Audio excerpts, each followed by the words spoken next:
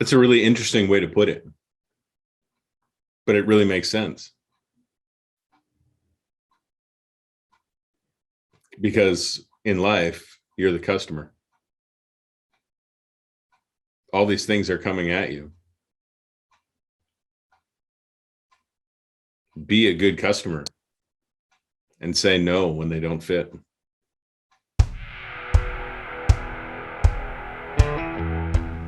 Hey guys, welcome back to another episode of the Grit Meets Growth podcast, where we bring you inspiration and insights focused on getting uncomfortable, making things happen, and creating a magnetic life.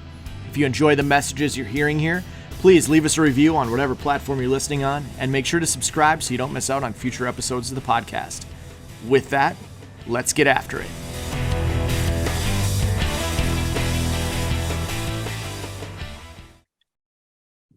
Well, it's a good week. We get to record today. I'm always happy on recording week. Totally agree. These conversations, the timing of them is always good, and these conversations are always good. So I'm in the exact same boat, man. So I'm excited to have this conversation, unpack some more stuff today.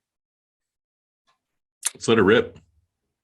So I'm gonna dive right in. So over the last week, I started listening to this book called Essentialism. So it's The Disciplined Pursuit of Less by Greg McKeown. And a handful of people turned me on to this book. Normally I would have picked up the book and I'd be reading it out of like the physical book, but this one I'm catching it on Audible, right? And this episode of the podcast is not going to be a giant book report. So we don't have to go there, right? But it's been interesting going through this topic of essentialism to start thinking about what's really essential personally for me in my life. Like what opportunities are the right opportunities? What should I be chasing? As we started this conversation earlier, you know me pretty well, and you hit on the fact that I suck at saying no to things. There's a people pleaser packed down in here who wants to say yes to everything. So every opportunity is a good opportunity, except when it's not. And a lot of opportunities are not good opportunities. And I end up saying yes to a lot of them. So, yeah. It goes back to the old adage, right? When you make everything a priority, nothing's a priority. Yeah, that's exactly it. That is exactly it. And that's exactly what happens. And then you make yourself miserable because you're trying to accomplish all these things that you said yes to because you said yes, and now you can't let somebody down. Yeah. And, you know, what I've found, not specifically with you, but with people that do say yes to everything, many times their quality of work drops. Because what they're trying to do is just to get it done so that they can check it off the box and say, I did it. I accomplished that. But it's not good. It's not always good work. This goes back to, so pre-starting to have these conversations, when I started writing the Depth Not Width blog, this goes back to the theme behind Depth Not Width was I was sick of having my life be a mile wide and an inch deep. And at that point, when I started writing that blog, I thought I had this nailed. I recognized that there were places in my life that were a mile wide and an inch deep. And I didn't want that anymore. I didn't want to just be good at a lot of things. I wanted to be great at some very specific things. Right. And what I've come to realize probably over the last 4 to 5 years that blog has been active is this is a constant battle. Like you don't just solve this problem. Understanding what the right opportunities are for you is a constant measuring activity where you have to look at every opportunity that comes in and continually measure it against, is it the right opportunity? Is it the best opportunity? Having some criteria in place to measure opportunities when they come in so that should I chase this or not? So because everything looks good, not everything, but a lot of things look good on the surface, but you can't do it all. And that's the key to this is you can't do it all. I think a good measuring stick, a good place to start is what we talked about last episode with the Bushido code. It's that code of ethics. Does it fit even within those parameters? No matter what it happens to be. Right? Even if you're accepting a invite from friends to go do something, is it right for me? Is this the right opportunity, or should I be doing something else? Right? It's those work happy hours that pop up. Does it make sense for me to go do this work happy hour and socialize with people, or would I be better off doing whatever, finishing up a project, buttoning up something at home, whatever it happens to be? You got to measure that against your own code of ethics. And then establish those guardrails beyond that. Right. So I think as we were talking about this book, right, the idea is now we have a way that we operate. Now we need to start focusing on what are those guardrails? What are those parameters that I'm going to stay within? Why am I going to say yes to this? And why am I going to say no to that? One of the things that I just listened to, and it was actually this morning on my way from dropping the kids off at school, was in the book, Greg talks about having criteria. So when an opportunity comes at you, you have a criteria, like it has to fit these 3 things to be a good fit. And if it passes those 3 things, then you can think about it as an option. But then you have to have some more extreme criteria that you look at. You go, okay, it has to fit like 2 of these 3 for me to move forward with it. And the point being to that is you need to know what your guardrails are, whether it's that Bushido code, like, does it fit the code? Does it fit within these guardrails that I've already set up for myself?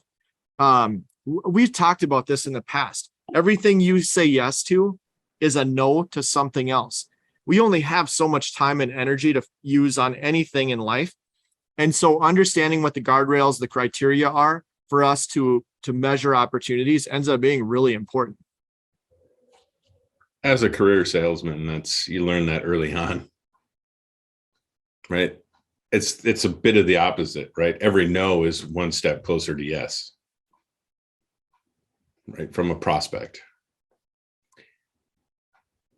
But as a career salesman, you also have to focus on where the fruit is, right? And sometimes you try things that, and we have to do this in life too. Sometimes you try things and you go, no, that's not right. That's not going to work. Let's try something else. So the beauty of it all is every day that we wake up, and we have a beautiful sunshiny morning today, so it's easy to say this, we get a fresh opportunity every day. We get a fresh opportunity to put into practice what we're learning. So I'm gonna ask you a question about that. You kind of hit on this a little bit. As a salesperson, you want to get to know, like, you're probably in the same boat as I am in my business. I want to get to know as fast as I possibly can, because if an opportunity or a prospect isn't the right fit, I don't want to spend time on it. I want to move as quickly as I can to whatever is the right fit, whatever opportunity is the right fit. So I'm glad you brought up the sales side of this, because you're selling yourself on opportunities. For sure. In life. That's really what this comes down to, is opportunities are going to come to you and you're going to have to sell yourself on, is this the right fit or is it not? And do it quickly. That's a really interesting way to put it, but it really makes sense. Because in life, you're the customer. All these things are coming at you. Be a good customer and say no when they don't fit. And guess what? Everybody is okay with that.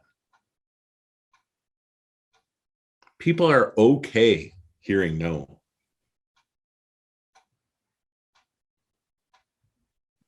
One of the things that comes up in the book is they will respect you more for a solid no than they will for saying yes all the time. If you're going to say yes and you're going to half-ace something because you said yes to it, and like you said, you use the term checking the box. If you're spending your life checking boxes, and that's all it is I'm just going to check a box here, I'm going to check a box there, I'm going to check this box here. That's a crappy way to live life, just checking boxes. The second you shift from that and you say, you know what, this is a no, it doesn't fit. I appreciate the opportunity, but I'm just going to pass on it. The respect level that you'll get from other people is going to rise pretty quickly. And the other thing that comes up in the book that I really liked was don't settle for opportunities that you're not stoked about. If you're not excited about it, if it doesn't really light you up, then you need to question if it's the right opportunity. And that's the other thing that I've caught myself in multiple times is people will come to me and they'll say, hey, I could use a little bit of help with this. And it's maybe not an opportunity I'm stoked about. I'm not that excited about it, but I really have a heart to want to help people and want to help them get where they want to go and achieve their potential. So I'm like, yeah, I could put some time into that. That's not always the best answer. And in most cases, it's the worst answer. You gotta protect that a little bit better. And that's something I'm working on. And to me, when I hear you say that, like that's a maybe. That's a maybe answer. That's not a definitive yes or no. And I would argue that we need to get definitive yes or no. This maybe BS doesn't work for anybody. Nobody wins. Maybe is terrible. Maybe is absolutely terrible. Maybe in sales is the worst answer that you can get. And I always push it. If I get a maybe, I push it. I want to get a yes or no. Is this really a maybe? Because if it's really a maybe, like I'm out right now. And I'm okay with that. If it's a no, I'm out right now. And I'm good with that. Maybe is bad because maybe gives us hope as salespeople. Oh, you're saying there's a chance. Ooh, maybe there's a chance. Ooh, I might get there. But the reality is it's no. But we waste time and we keep that cycle going, hoping that we can get it to yes, when the reality is it's no. It's because people aren't decisive, though. They're not decisive and they're not bold enough to say no and just say, this isn't a good fit. So they kick the can down the road and they try and not disappoint and they try and not make people feel bad. Like I said, I'd rather get to the no really fast. When you get into that maybe conversation, when my kids were about 6 and they would ask me something and I would respond maybe, by the time they were about 6 or 7, they realized that maybe was probably leaning toward no. And they'd start calling me out on it and be like, well, Dad, if you're just going to say maybe, why don't you just say no? They were smart enough to pick up on that quick, which in turn made me smart enough to not say maybe anymore. Like I got more decisive on my answers. So I would just answer them straight up. This is a yes, this is a no, and cut out the middle piece. If an opportunity comes your direction and your answer to it is maybe, your answer to it should probably be no.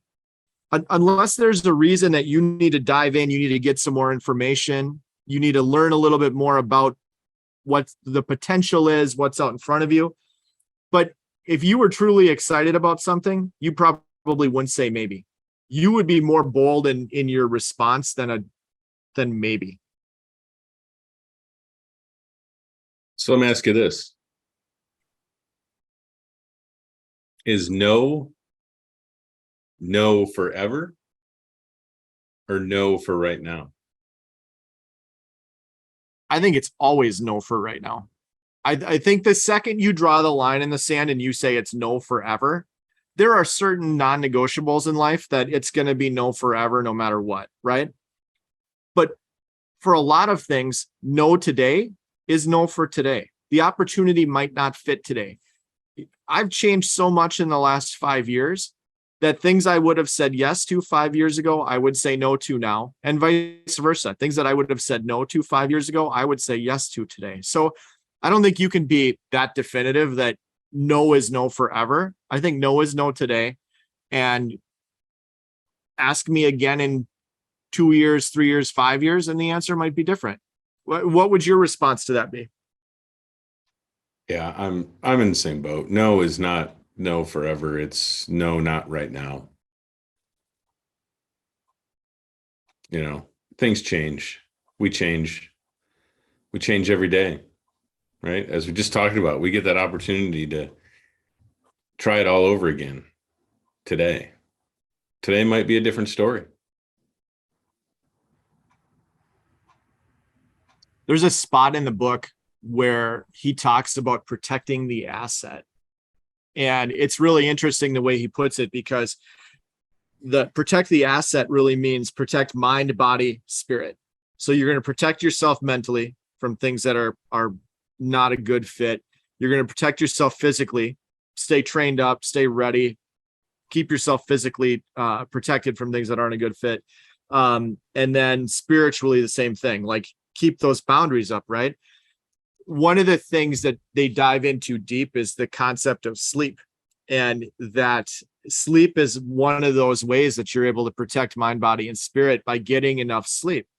And this goes back to the conversation we started the last episode with, where I had been grinding it out and not getting sleep and started to look a little haggard and maybe a little rough, and you called me out on it. This really landed for me that if I'm going to say these are the essential things in my life, where does sleep fall in? Where does nutrition fall in? Where does my fitness fall in? And how am I going to make sure that I protect that space and those things as well, along with all the other opportunities and all the stuff that comes at us every day? Like, where do those things become essential in life for me to be successful and perform at the level I want in all the areas of life? Right on. Yeah, I think that is the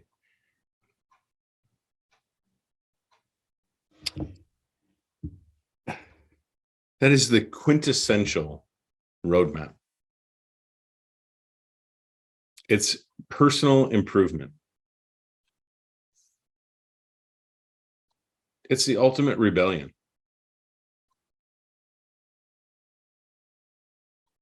Focusing on improving your skill set, your mind, your ability to process information, critically thinking, your body, working out, fueling it properly with the right foods, and your soul,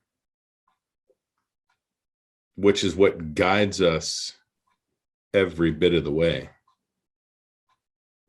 If we can improve those three areas on a consistent basis, it's the ultimate rebellion. You become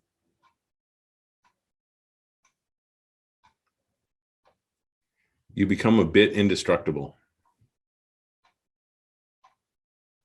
because you understand what it is that's most important for you and what you need in order to do that, and what ultimately becomes best for your family. Like that's our job as parents, right? Is to guide and become an example. If you want to change the way that your kids see the world, you have to change yourself. You have to lead by example. I love that you use that word rebellion. And I love where you're going with that, because basically what you're saying is, if you get locked in on what's most important and you don't say yes to everything, that's actually a rebel move. You become a rebel which means you stand out from the crowd because the crowd says yes to everything. They take everything. They say yes to everything. They believe everything. By you dialing it back and focusing on what's most essential, you have taken on the role of the rebel and you start to make change and transformation that most people aren't going to get to. Yeah, absolutely. It starts with being fit. It starts with being healthy. It starts with speaking up. It starts about caring. I think that's one thing that lacks in this world today is really true caring about others. Love and help each other.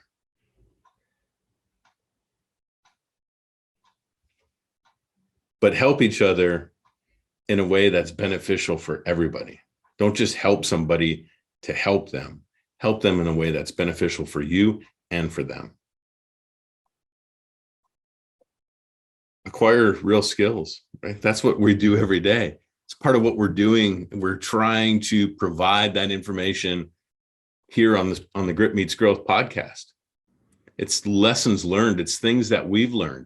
We're trying to pass that on so that we can all improve our skills and never giving up. Constantly evaluating, changing, moving forward, pushing yourself, going outside of those boundaries, realizing that your brain shuts you down many times before your body physically would ever fail. You're experiencing that. I'm sure there are days right now as you're preparing, as you're climbing the hills, that you get halfway up and you're like, yeah, no. And I'll tell you something about that. It's not even just the physical part. The thing that I've learned climbing those hills, getting ready for this hike that we're going to do, this backpacking trip, is the physical part. The physical challenge is one piece of it. But to your point, my body is way more capable than my mind gives it credit for. There's a disconnect there, right? My mind is constantly trying to shut me down before my body is ready to get shut down. It's constantly trying to protect me from overexerting or doing uncomfortable things, that kind of stuff. But so there's a lot of times right now where training wise, the only time that I've got time over the course of a day, because the schedule is busy and I'm running kids to school or getting them to work or have dinner to go to or whatever it is, family time.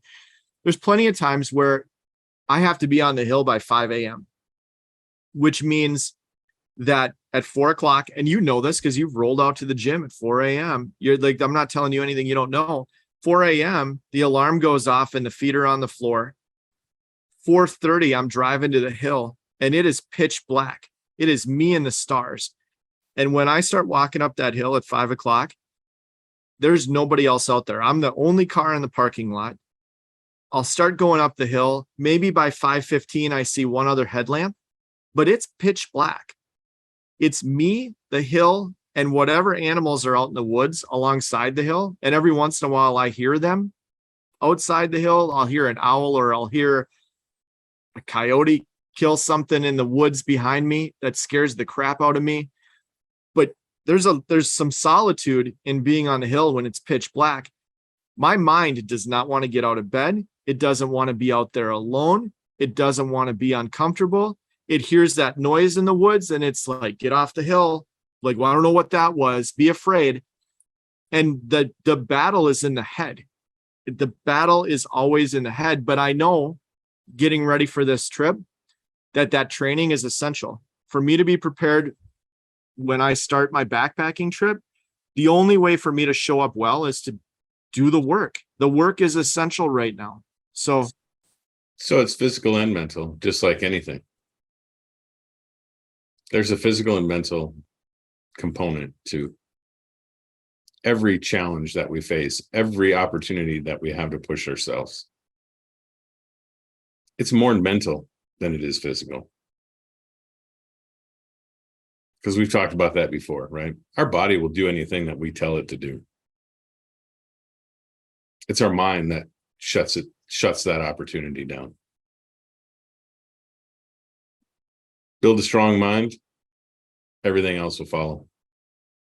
And these conversations and this getting to know faster is part of that improvement of the mental component. That's a big part of the essentialism conversation, I think, is it's not only like when we talk about opportunities and guarding the opportunities that come in and out, let's go like a little bit, let's go a little micro with this and say, you have opportunities every day to listen to voices, to feed yourself. And I'm not talking feed yourself nutrition wise, although that's definitely part of it, but to mentally feed yourself, right? And the kind of content that you take in, we get hammered with content every day. And it's really easy to get pulled down those rabbit holes into some really negative, dark holes content wise, if you allow yourself to. But we get to choose, are we going to take in content that fills us up, that builds up, I think you used the word compassion earlier, that builds up compassion, that builds up positivity, that builds up good things in our life, or are we going to allow ourselves to get pulled down those rabbit holes? That's that yes-no conversation. Does this align with my mission? Does it align with the things that I've said are most important? Does it fall within my guardrails? Making those decisions about the content that you nourish yourself with is just as important as any other part of this conversation. Can't do anything without the proper nutrition. Whether it's, feeding your mind, feeding your soul, feeding your body. Can't do anything without fuel. The car doesn't go down the road without fuel. And you have to decide what that fuel is going to be. If I put water in the gas tank, I'm not going to get very far. Why would you put water in a gas tank? That's not fuel. People do it every day, man. I've done it. I have tried to fuel myself with water instead of gas, and the results have never been good. I think we get stuck in that quite a bit without even thinking about it, because we coast through life and we don't. A lot of these things we're talking about, we coast through life and we don't even think about them. We're on autopilot, saying yes to things, doing things, all the stuff that's on our plate. We're on autopilot. We never measure it. We never look around and say, is this a good fit? It's funny that you bring this up, because this is work that I've done, a few years back. And it's a bit interesting to go back to that place, because I've worked really hard to move beyond that, to move to a place of, really evaluating what is what, taking proper rest when it's required, listening to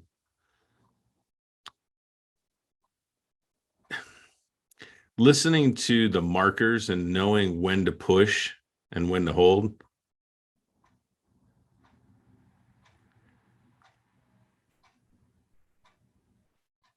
Wasn't there a song like that? You got to know when to hold them, know when to fold them, know when to run, know when to walk away.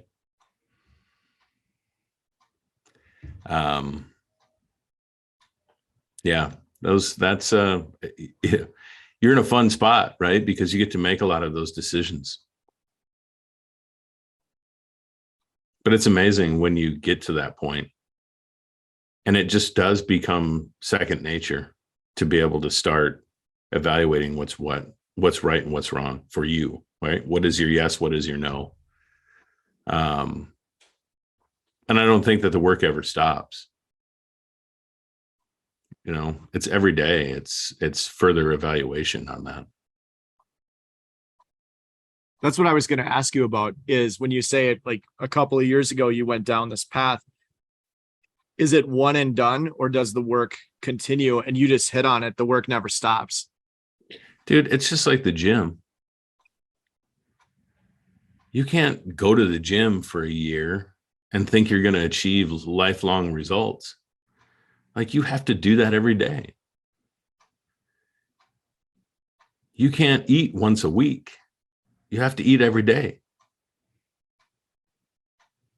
You can't be presented with opportunities every day and only make the decision once. You have to evaluate each and every one of those opportunities. And there are times where our goals as individuals change. Our family goals change. Things happen. Kids go off to school. Kids grow up. Your priorities change a little bit. They shift. Is what I said no to in the past still right? Maybe yes is the right answer today. One of the big things, and this was a really good word picture for me, but challenging at the same time, which I'll get into in a second. In Essentialism, one of the word pictures he uses is a closet. So you got all your clothes in your closet, right? And you look through all the clothes in your closet, and you've got your must keep things, and then you've got your things you should probably get rid of. And in the middle of that are these like old t-shirts you had when you were in high school that you're like, they're maybe not on the must keep list, but I don't know if I really want to get rid of them yet. I want to hold on to them a little bit longer. And thinking through this in my life, things I say yes to and no to, I got a lot of old t-shirts that I'm like really tugging hard at to hold on to. And he asks this question, like, if you were to buy it again today, what would it be worth to you? What would you spend on it? Take the opportunity. These once in a lifetime opportunities, what would you give up to go get that? If it wasn't handed to you and you had to chase it, you really had to work for it, how bad would you actually want it? So that's the other thing is I'm taking stock and I'm going through all the stuff on my plate, going through my mental closet, right? Like, what are the must keeps? What are the things I should get rid of and need to get rid of?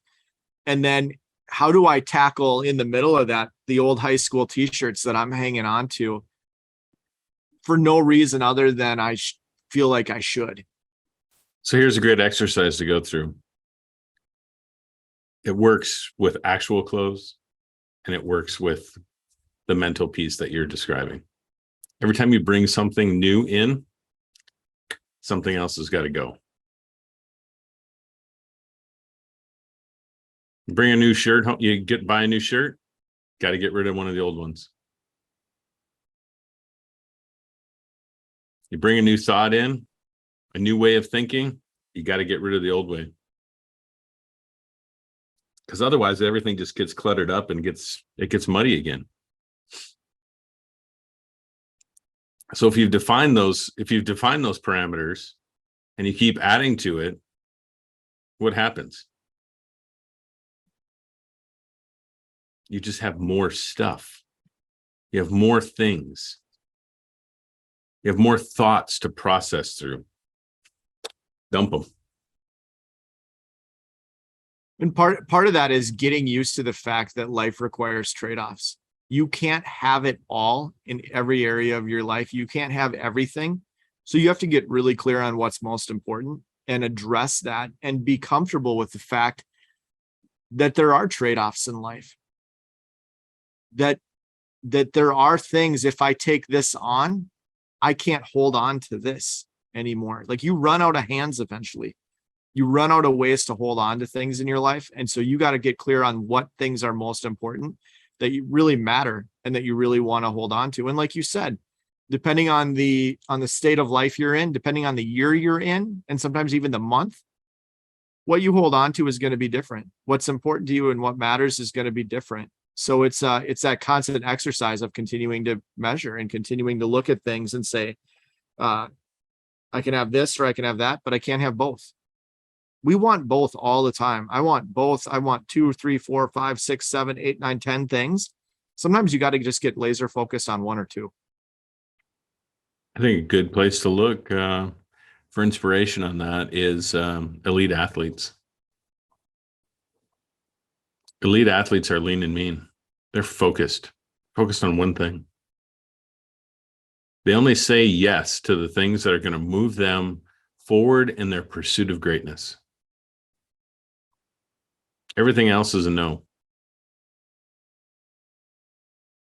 They don't hold on to a lot of baggage. Their bodies are lean and mean.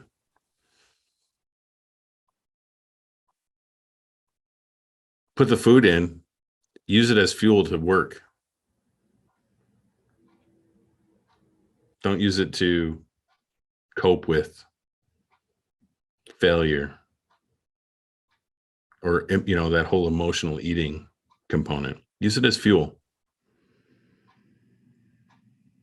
I think it's funny that you bring up the emotional eating, because I'm the king of emotional eaters. Like if I get stressed, especially like Girl Scout cookie season, I wish I was better at it. I'm not there yet. It's something I'm working on every day. But so I'm gonna tweak that a little bit though. So we emotionally eat, but I when you said that, the light bulb went on for me that sometimes I emotionally think. Right. Like I'm stressed out, and just like I'm eating that sleeve of Girl Scout cookies because I'm stressed out, I'm thinking about things and pondering things and dwelling on things and letting things circle and spin in my head that I should cut out as well. I don't need that sleeve of Girl Scout cookies all at one time, and I don't need those thoughts all at one time. I can control that and divert the attention back to the most important things and not get stuck in those funnels. Yeah, buddy. I think rolling kind of to the end of this conversation, I think the big thing is now, having listened to this book, I'm in the middle of this reality check. Like, okay, you got to dial back in what's essential. And the only way to do that is going to be able to spend some time, make some time, and be really intentional about locking in that list of, here's what's important to me. Here's what the guardrails are. Here's where my energy and my attention and my focus is right now. And how do I go from the power of the sun, which is bright but unfocused, to the power of a laser, which is going to create really big impact in the areas of my life that matter. Like the laser analogy, the laser picture right now is one that's really stuck for me. And I'm going to be spending some time figuring out where I want to point my laser. So, and no, just like anything else, it doesn't happen overnight. You can't flip the switch and all of a sudden you go from, yes to no. It takes time. It takes practice. It takes effort. Just like anything else we do in life. Absolutely. Just like this podcast. True that. I like your shirt, by the way. You can get that. Where can I get that As a shirt? listener, you can get that at gritmeetsgrowth.com. Shirts and hats available out there for sale. I just want to call out too, like the shirts and hats are really nice quality. They feel good. They wear well. They look good. We're not going to set you up with swag that doesn't perform and doesn't look good when you get it. So, right on. Support the mission here at Grit Meets Growth. Go to gritmeetsgrowth.com. Check it out. Give us a hello if you do happen to go out there. We'd love to hear from you. We're just thankful for you guys. We say it all the time. We're thankful for all the listeners. We're seeing the growth in the podcast, the growth in the views on YouTube. Now that we're recording these and putting these out on YouTube, people are engaging over there. And it's just been fun to watch. So thank you guys for being part of the Grit Meets Growth community. And thanks for supporting us in this. Right on. Make it a great day and get after it. See you later, man.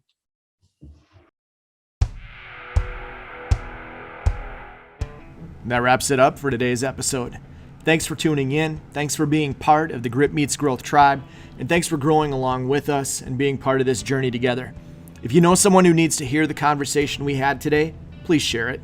If you got something out of this conversation, please leave us a review. And finally, if you want to make sure you don't miss future episodes, just remember to subscribe. We're thankful for each and every one of you. And as my co-host and good friend Chris Cathers always says, make it a great day.